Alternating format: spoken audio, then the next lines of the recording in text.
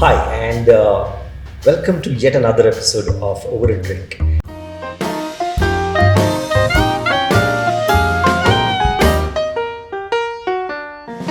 And today we have with us somebody who's been loved by this whole state of Goa for his love for heritage of Goa. Very knowledgeable man and one of my most favorite person in Goa. We have with us Sanjeev Sulgasai. Sir, welcome to the show. Thank you so much. Okay, sir, before we move on with all the questions that we have got from a lot of people also, and there are a couple of questions we want to ask you. I think you should actually tell us, if I'm not mistaken, you are from a hospitality industry, That's right? true. How did that transformation happen from a hospitality industry to, giving all your life for Goa's heritage? True.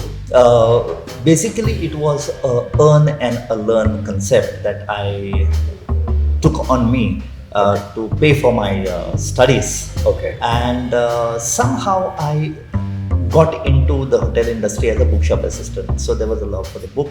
And over a period of around 21 years, I rose to be a group general manager looking after 3 resorts. But at the same time, I realized that there was no tourism in Goa, and I still believe that.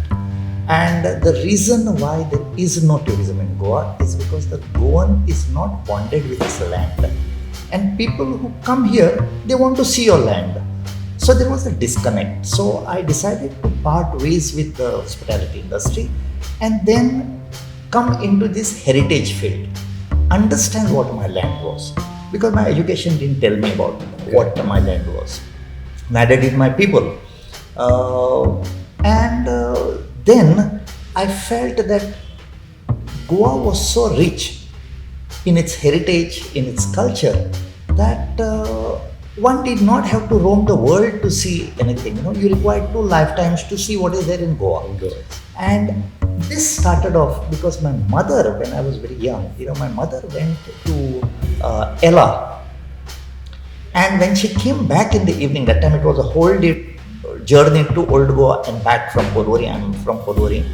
And when she came back, she told me that she entered a tunnel which was around 20 feet long and there was water down, and she explained the contours of that. And that planted the seed of the love for heritage, not history. I am not a historian. History is about events that have happened. Heritage is something that we are seeing here. The tangible, the churches, the temples, the mosques, the ruins, the intangible thing that is like farming and fishing and so many etc. things. So I thought of getting that to the people.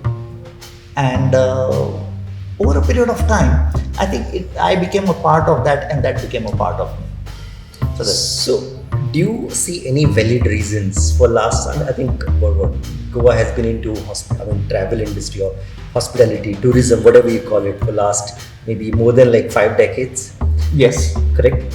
Do you see any valid reasons why Goa's heritage was never promoted as largely as probably they are promoting beaches, or they have promoted beaches in Goa? Do you see any valid reasons for it?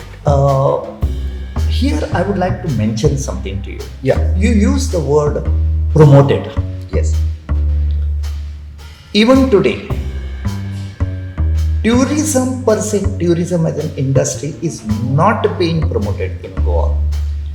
How we got into tourism of Goa was by default, not by design. Correct. Now, the fact remains that nobody came up and said, okay, let us develop tourism in this particular fashion. Right. This is our policy, because we still don't have a tourism policy after 60 years of liberation. We have to give credit for bringing the best of my state, the natural part of it, to the world stage were the flower children, or what we call as the hippies. It was they who came here and they told us, says, hey fellows, you have got a land which you are not even aware of, which is so beautiful. And then other people hopped in, like the chaiwalas. I'm not talking about any political rising, but the chaiwalas. Yeah. Then the vegetable sellers and the fruit sellers, and then things went on adding on to it. It snowballed into an industry catering to the people who are coming there. And those people loved to stay with nature in their natural form.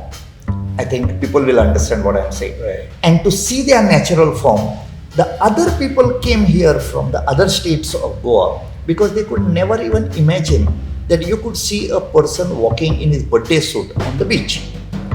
And the foreigners were staying at the beach. Yes.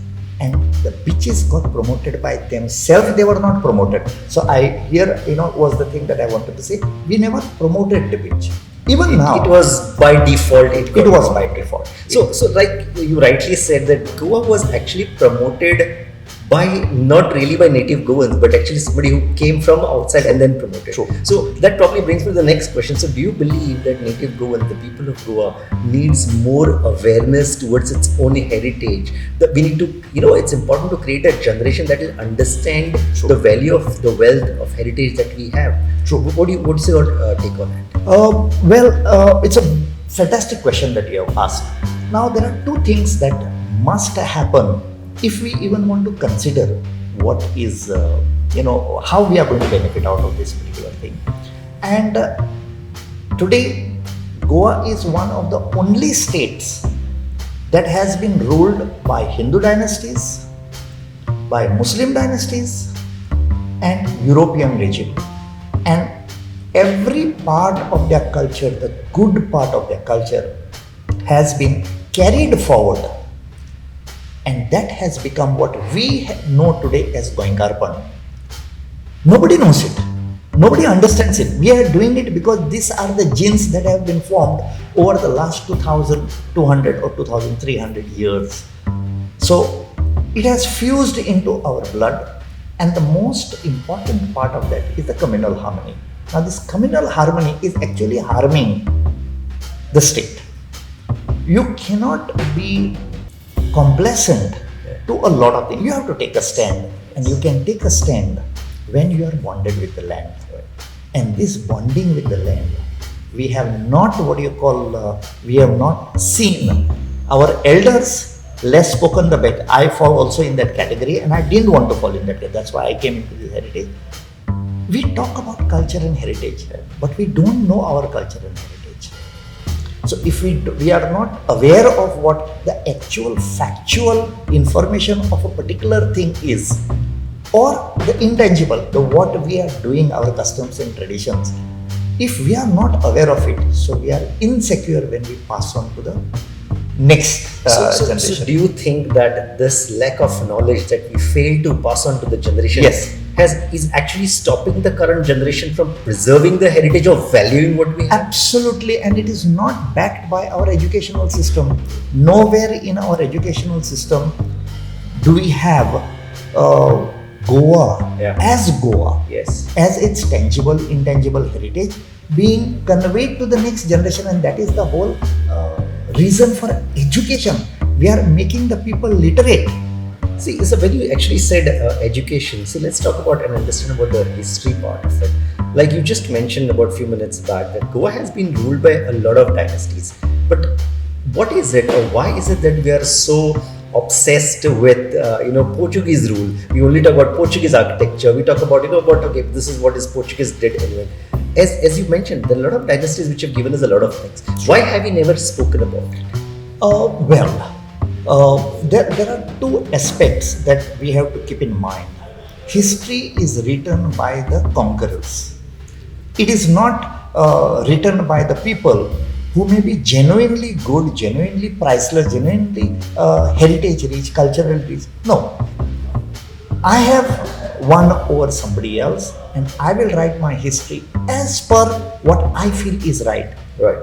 I will suppress the history. Now, that is number one. That is the first part.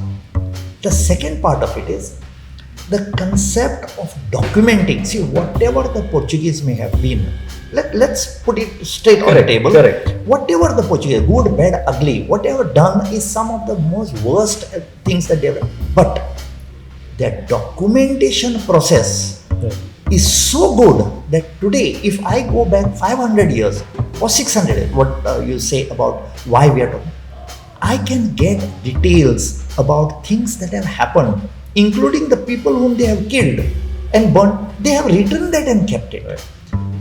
Prior to that, There was no document. there was no, and even if there was, it was on leaves, on papyrus, on barks of trees, or carving on the stone, what we call as grants, or in the form of graphics. Correct.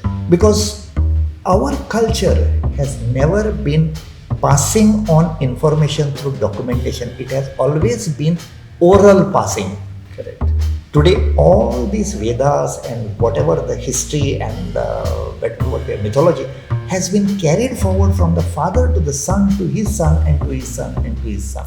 So we're technically talking about the documentation part of it here today. Yes. Right. So considering, okay, now document is something, okay, which is there, and maybe we're talking about putting on papers, but I am still talking about a documentation or preserving something which is already there. And if you really ask me personally, maybe I also want to ask you this question: the custodians, okay, the people responsible to take care of these kind of heritage places, are they really doing their job well? These are the people you think we should be holding responsible for, the death of heritage? Because if you look at a lot of monuments today, heritage monuments, they are really in a bad shape. Not many are in a great shape. So, what is your take on it? You asked a question which, like, you have put the Brahmastra in my hand, and asking, since we are talking about documentation, if I have to print an answer to your question, I would take the biggest white paper and print in capital no. None of the qualified or the custodians, custodians, right word. Yeah. They are absolutely doing their 9 to 6 job. They are not bonded with those things. There is no passion. No. There is no passion for the heritage. See- it's about see- doing a job, right? Look at the joke of all this. Yes.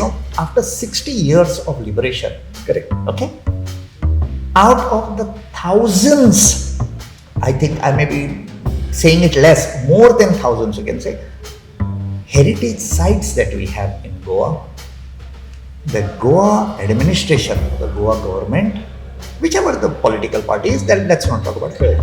Because I feel that the party should not be taken. It is these people whom we are paying to look after as custodians. Correct. They have only notified 51 places as notified, and out of those 51 places in the whole of Goa, if we bring to their notice that something is happening, like we have got a place where there are petroglyphs or rock carvings which are 10,000 to 8,500 BC old, and they are protected. There are boards there that you will be fined. Now we have sent photographs and clips of people cooking on them, lighting a fire and cooking. Picnickers who are coming with beer bottles and breaking over there. Or probably writing some "I love you" or some names. That's a very typical Luckily, they thing. have not done that. Okay. Luckily, but I won't be surprised if I find that in one of those things, I love so and so and all those things. But when we have sent it to the custodians, as you say, Yes. let's not name the departments, Yeah, because right. those custodians, when you have sent, those people have refused to even move something or write or call to the police telling them to go and see our heritage is at stake. So sometimes we have been badly let down by the people, Goans themselves, who are working in certain departments where they can do something, they can save the heritage, save the culture of this land, but they are not doing. One of the department I will name, because I have really taken up this thing for them, is a department called as Goa Gazetteer. Okay. If any person in Goa wants to get authentic information about Goa, about all the dynasties in a recorded form, then this book called as Goa Gazetteer, which is part of a department of India, which is called India Gazetteer. That book has to be updated with the history and whatever is happening every year. It has to be updated, and there is a department that staff are paid for it. Today it is said that there are 30 very prominent people who have been made as a committee. They meet to decide nothing, and this book has not been updated for the last 25 to 30 years. only a reprint of what was there What was there? No of patience that has Haiti happened. is there. So today, if every school has got this book, then the students can be empowered with the authentic information. And what we are lacking today, because of impotency of the custodians, or possibly because they are just doing the work because they are told to. Or else You need passion. may I also put it this way that will it be wrong if I say that our own ancestors, the people who of that particular village or that location, have never taken these heritage places seriously and have not taken them to Absolutely. Absolutely. Right. The actual people, the custodians of our heritage are our ancestors, Exactly. and they have failed us. So they have not actually made us realize the value of what we have. Absolutely. Correct. Absolutely. So what happens is that I don't use the word, they should make us aware. Yes. But what I say, they should have bonded us with the heritage. land. Yes, So the land. take us over there and Correct. tell us, or when they are passing something, tell me the authentic history of that. So what I do, next time I pass that side, I look. In Porvoni, if I look at Porvoni as such, at Okokeros, that place opposite is called as Vadagade. Gudagade. Now I ask this question. I am born and brought up in this place. Okay. In Porvoni, when it was an actual village. Village. There were more casualties than the people over here. Okay. Okay, so I asked this question, why Goyakade? So they told me that there is a small tree over there which gets small round fruits. That's why it is called Goyakade. I said, okay. Then they told me, no, there is a tank which is round. That's why it is Goyakade. But people are not even aware, who are staying in the locality, that the road from in front of Coqueros right up to Mapsa was donated, the land was donated by the Comunidad of Cerula in 1925. Yes, 1925 or 1929. Okay. And they have put up a small monument which has got a round ball, cannon-shaped ball on top. So it is a Goa. So people said, come near the Goa. Now that thing is still there. Nobody knows about it. Yeah. So this could have been told to the people. So this is just one incident, but if you look at Goa, it's like I'm walking in King Solomon's gold mines. We have got so many things here, but nobody knows that it's gold. So we have technically, as Goans, including our last few generation, actually have, then I should say, failed our heritage or failed. Putting it in our intangible heritage, Yes. this thing, there is something called as oparis or wise sayings. And one saying I always, in all my presentations, I always say this: Gharan asa bara jota aun bhik magun khata. In other words, in my home, I have got 12 plows. To have 12 plows means I must have those many fields. Correct. But yet I am begging Begging and eating my own food. That's the exact way that Goa tourism has taken shape today. We are going and bringing people who cannot afford to pay. At the same time, we are looking at upgrade of our tourism. I don't think it will work. So before we end this amazing conversation, is there any message you would like to give the archaeological department, government, tourism, and the people of Goa? Something that you want to convey for the love of the heritage? Yes. Yeah. This land of mine called as Goa Yeah. was never there before 1788. There was no such thing called as Goa before. Okay. It is only when the Portuguese got the new conquest lands of Tangkon, Sange, Kepe, Ponda, Perne, Sattari, and Bicholi, it joined them. That is the time that the present day borders of Goa were formed. Otherwise, the three talukas, Bardes, Tiswadi and Salsi, these were the only three parts that they ruled for 278 years. Okay. That thing is wrong when people say that Portuguese were in Goa for 451 years. No, they were only in Tiswadi Taluka for 451 years. 35 years later they came into Bardes, and 35 years later they went into, so you have to minus them. Right. So they ruled this for 278 years, and then they went. Now, this land that is there, if I want to call myself a Goenkar, or any person would like to call himself a Goenkar, The first thing is that just saying that Goy and Goikar, all this Goikar is mod. not going to, is Yes. not going to. That's not enough. No. One, just being born in Goa, you cannot be a Goa. My family has been on this land for 18 generations recorded. We have got a recorded family tree. I could show it to you also. Even after being here for 18 generations, I cannot call myself a Goan. Less so, those people who, when they were here, they never did anything for Goa, but they had the opportunity to get, a passport and go abroad, settle abroad. Now they have realized that we have to save Goa. My question is, what did you do when you were here? And the same question I would like to ask the departments like the Directorate of Archives and Archaeology, Goa Gazetteer, and Tourism, GTDC, so many people who are involved in earning out of this heritage. He says, what are you doing right now to first give value to your own stuff? It's just not possible to increase your value without educating your younger generation. Correct. So either we take a decision to change the name of the department to Directorate of Literacy, or actually get to educating the people to justify the word Directorate of Education. So this is the message that I have, is that until and unless you go and learn for yourself, you take the pride, you use the oparis like I have used over there. Yes. Then I will use another opari to tell you this. Ghar modun mato. We have got such a beautiful palace called as Goa. Finally, we will end up staying in a zopdi. So this is my message to them. Well, sir, thank you so much. That was Mr. Sanjeev Sardesai. And I think this is something very, very serious matter.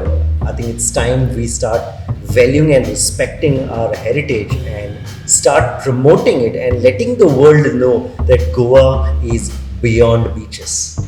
Thank you so much, sir. My Thank you pleasure. so much.